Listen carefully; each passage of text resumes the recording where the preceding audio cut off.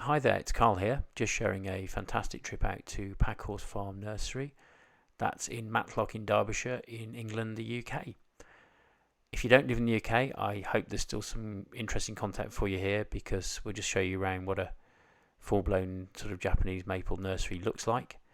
So to start with, this is the Polytunnel, one of two.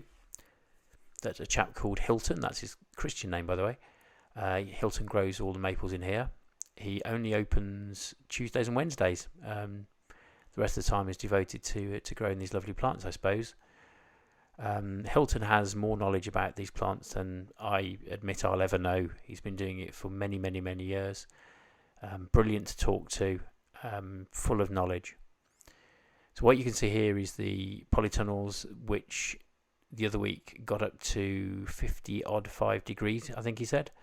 So certainly in the mid-50s. I find that very interesting because it tells me that what we can do in a polytunnel is control the light entering it. We control the wind because these are pretty much windproof, really. We can't control heat. I mean, what would one do? Use an air conditioning unit? Wouldn't be feasible.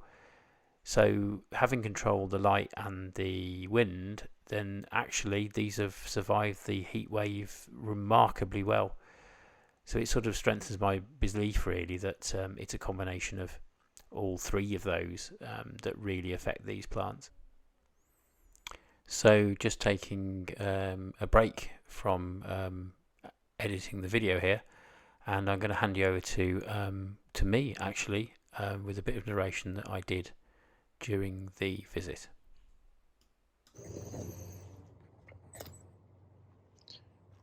What a wonderful selection of maples we've got. There's different styles as well, really. Some really small dwarfs mixed in among others which have been grown and high grafted onto very tall rootstocks. So if you've got a patio area or something like that, that would be a real advantage. Personally, I probably just prefer them to have their own sort of natural habit, but this would certainly suit some people with a given area, really. Moonrise looking really nice.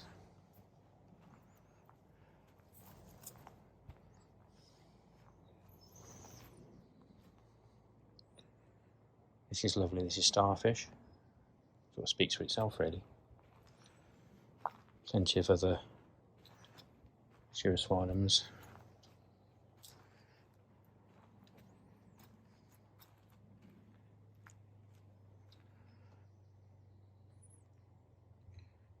Ukagumo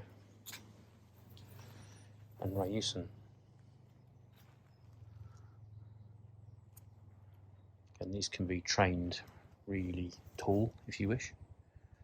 So you have kind of a hanging, cascading kind of effect, which is really, really different, really unusual.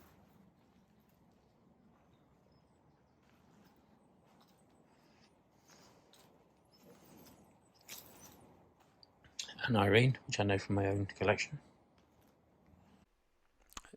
So speaking to Hilton, the owner, believes in grafting, has had many, many thousands of customers over many, many years.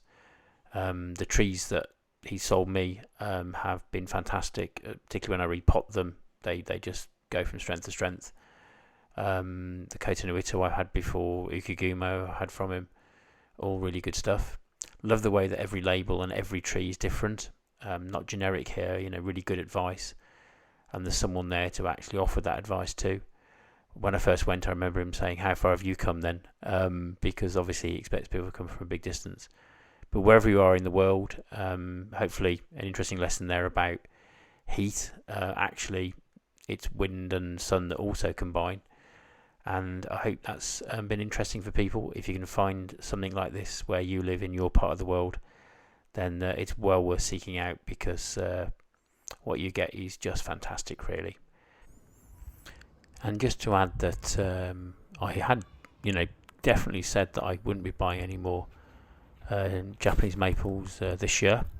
So these aren't in fact mine. They are a gift to my wife. Of course I'll be looking after them and potting them on and watering them for her. But as I say, I do like to be honest with my viewers, so I certainly haven't broken any promises. Strangely enough, my wife is called Sharon. Take care and see you in the next video.